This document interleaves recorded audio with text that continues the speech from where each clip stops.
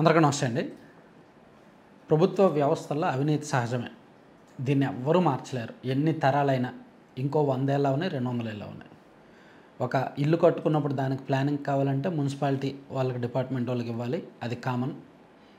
Revenue వ్యవస్థలో ఏమైనా land mutation కావాలంటే ఎంఆర్ఓకో విఆర్ఓకో ఇవ్వాలి, అది కామన్. దాన్ని ఎవరు మార్చలేరు. రిజిస్ట్రేషన్ ఆఫీసులో రిజిస్ట్రేషన్ చేయించుకోవాలంటే 0.5% 1% ఎక్స్ట్రా లంచం ఇవ్వాలి, అది కామన్. అంటే ఇలా ప్రతి వ్యవస్థలో కూడా అవినీతి సహజమే. అవినీతి చేసేవాడు ఆ సీట్లో ఉండేవాడు విజ్ఞతను బట్టి ఉంటుంది, లంచం తీసుకోవాలా వద్దా అని. కొంతమంది ఆ సీట్లో ఉన్నవాళ్ళు నిజాయితీగా పనిచేయాలనుకుంటారు, కొంతమందికి ఈ డబ్బుకు అలవాటు పడతారు. అయితే కొంచెం ఒక నీచమైన వ్యవహారం ఏంటంటే, అంటే ఈవెన్ బెగ్గర్స్ కంటే దారుణమైన వ్యవహారం అనుకోవచ్చు. అడుక్కోవడం కంటే నీచం. ప్రభుత్వ ఆసుపత్రి అంటేనే అత్యంత దారుణమైన దుర్భరమైన పరిస్థితులు ఉంటాయి అక్కడ. బాధితులు అంటే చూస్తే చలించిపోయేలా ఉంటారు. వాళ్ళు వచ్చేవాళ్ళు రకరకాల ఇబ్బందులు, యాక్సిడెంట్లు, రోగాలు, ప్రయత్నాలు, వీటన్నింటితో అక్కడికి బాధితులే వస్తారు. బలిసిన వాళ్ళు ఎవరూ లేరు, ఖచ్చితంగా పేదలు బాధితులే వస్తారు. సో వాళ్ళ పట్ల వీలైతే మానవతా హృదయంతో ఉండాలి, వీలైతే మాట సాయం చేయాలి, లేదా ఏమైనా లంచం ఉన్నా సరే తక్కువలో చూసి చూడనట్టు వెళ్ళిపోవాలి, ఆప్షనల్గా ఉండాలి. కానీ లంచం అనేది ప్రభుత్వ ఆసుపత్రుల్లో లంచం అనేది ఆప్షన్గా ఉంటే పర్లా. అంటే నేను ఇక్కడ లంచాన్ని ఎంకరేజ్ చేయట్లా, కానీ వ్యవస్థలో భాగం అయిపోయింది కాబట్టి మనం మార్చలేం కాబట్టి ఆప్షన్గా ఉంటే పర్లా. కానీ నువ్వు ఇవ్వాల్సిందే, ఇవ్వకపోతే నీకు అది అందదు అనడం దుర్మార్గమా కదా, నీచమా కాదా? ఒక ఉదాహరణ మన కళ్ళు ఎదురుగా నిన్న జరిగింది. అంటే ఇది రెగ్యులర్గా రొటీన్గానే జరిగేది, కాకపోతే కొంచెం నీచం ఇబ్బంది అనిపించింది. ఇప్పుడు ఏలూరు గవర్నమెంట్ హాస్పిటల్లో నిన్న ఒక పేషెంట్, యాక్చువల్లీ మాకు బాగా తెలిసిన వాళ్ళది బంధువు చనిపోయారు. అటెంప్ట్ అంటే తనకు తానుగా చనిపోయారు. 57 సంవత్సరాల వయసు. నిన్న మధ్యాహ్నం పోస్ట్మార్టం చేశారు. ఈ పోస్ట్మార్టం రిపోర్ట్ రాయడానికి డాక్టర్కి 3,000 ఇవ్వాలి. పోస్ట్మార్టం చేయడానికి అక్కడ లోపల స్టాఫ్ ఉంటారు కదా, పోస్ట్మార్టం కొంచెం కటింగ్ అదంటూ ఉంటుంది కదా, వాళ్ళకు కొంచెం తక్కువ శాలరీ ఉంటుంది కాబట్టి వాళ్ళకి 1,500 ఇవ్వాలి. లోపల ఇద్దరు ఉంటారు, ఆ ఇద్దరికి 1,500 ఇవ్వాలి. రిపోర్ట్ రాసే డాక్టర్కి ఖచ్చితంగా 3,000 ఇవ్వాల్సిందే. ఇవ్వకపోతే రిపోర్ట్ బయటకు రాదు, ఇంపాసిబుల్, బయటకు రాదు. ఎవరు పైన వాళ్ళు ఫోన్ చేసినా సరే రిపోర్ట్ ఇవ్వడం ఆయన. అలాగే ఆ ఎమ్మెల్సీ అవుట్ పోస్ట్లో పోలీసులకు 2,000 ఇవ్వాలి. అలాగే దాన్ని బయటికి తీసుకురావాలి అంటే, ఆ మృతదేహాన్ని బయటికి తీసుకురావాలంటే అక్కడ ప్రభుత్వాలు యాక్చువల్లీ మహాప్రస్థానం అని అంబులెన్స్లు ఏర్పాటు చేస్తాయి. అవి ఫ్రీ ఆఫ్ కాస్ట్, కానీ దానికి కూడా డబ్బులు ఇవ్వాలి. మాకు జీతాలు సరిపోవట్లేదండి, మెయింటెనెన్స్ అండి, అదని ఇదని తీసుకుంటారు. సరే, ఇక్కడ మహాప్రస్థానం అంబులెన్స్లు కాసేపు పక్కన పెడదాం. ఎమ్మెల్సీ అవుట్ పోస్ట్ దగ్గర పోలీసులు ఖచ్చితంగా 2,000 ఇవ్వడం అనడం ఒక తప్పు. కానీ పోస్ట్మార్టం చేయడానికి, పోస్ట్మార్టం రిపోర్టు అనుకున్నట్టు రాయడానికి, ఇంకా అనుకున్నట్టు రాయాలంటే 10,000 15,000, యాజ్ ఇట్ ఈజ్ రిపోర్ట్ ఇవ్వాలంటే 3,000. ఇది నిన్న అక్కడ ఉన్న గంటలో 3 వచ్చాయి బాడీలు. 3 దగ్గర నుంచి ఇలాగే డబ్బులు తీసుకున్నారు. సో ఈ లెక్క మనం చూస్తే అంటే ఇంకా మరి వీళ్ళకంటే నేను పెట్టిన హెడ్డింగ్ కరెక్టే కదా, వీళ్ళకంటే అడుక్కున్న వాళ్ళు నయం కదా.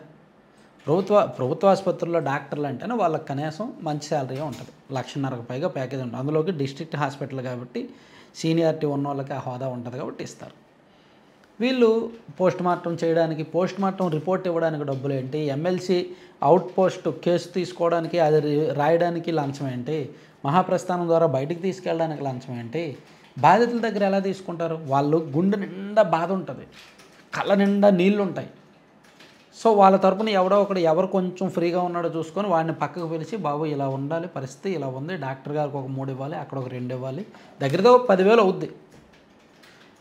గవర్నమెంట్ హాస్పిటల్లో ఒక పేషెంట్ చనిపోతే 10,000 ఖర్చు పెట్టందే బాడీ బయటికి రావట్లేదంటే ఈ ప్రభుత్వం తలదించుకోవాలా లేదా?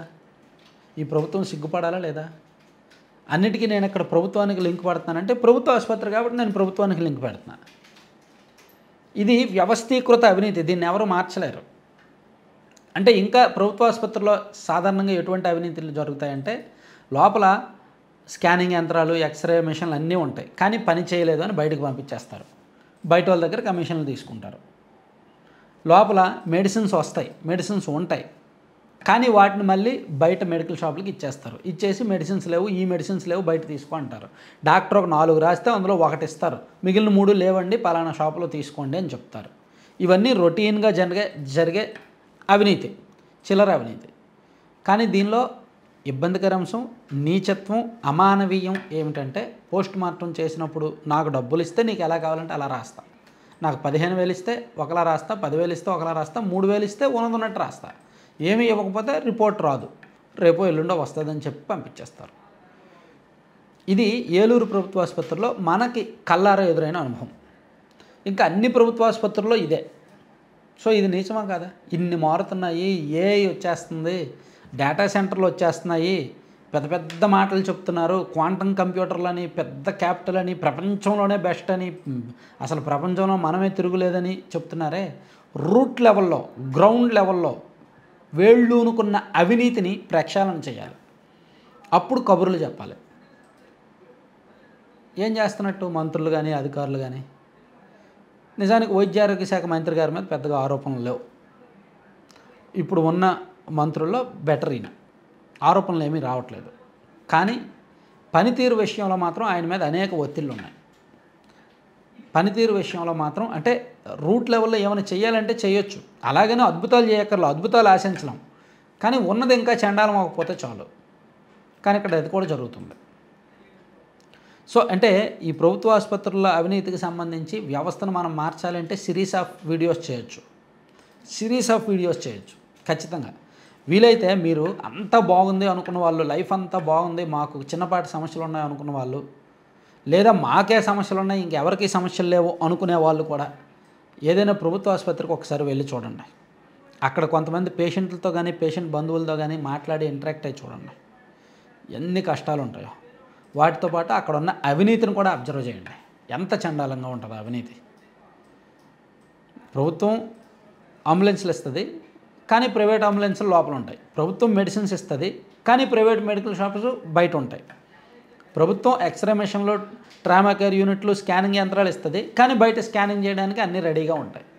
లోపల వీళ్ళ తరపున బ్రోకర్లు ఉంటారు, వీళ్ళందరి తరపున మాట్లాడడానికి బ్రోకర్, ప్రతి డిపార్ట్మెంట్ దగ్గర వాళ్ళు ఉంటారు, వీళ్ళ మనుషులు ఉంటారు. మనుషులు ఉండి బయటకు తీసుకెళ్తారు. 10,000 బిల్లు బయట అయితే ఒక 1,500 2,000 లోపలికి కమిషన్ వెళ్తుంది. సో ఇది వేళ్ళు అనుకున్న అవినీతి, దీన్ని ఎవరూ మార్చలేరు. కానీ కాస్త మానవత్వం చూపిస్తే, అరే అవినీతిని ఆప్షన్ చేసుకుంటారా బాబు, అంతే. నేను చెప్పేది అదే, కంపల్సరీ చేయొద్దు. ఇటువంటి చోట్ల కరప్షన్ కంపల్సరీ చేయొద్దు, జస్ట్ ఆప్షన్ చేసుకోండి. ఇవ్వగలిగిన వాళ్ళ దగ్గర తీసుకోండి, ఇవ్వకపోతే వదిలేయండి. ముక్కు పిండి వసూలు చేయడం మాత్రం తప్పన్నమాట. Thank you.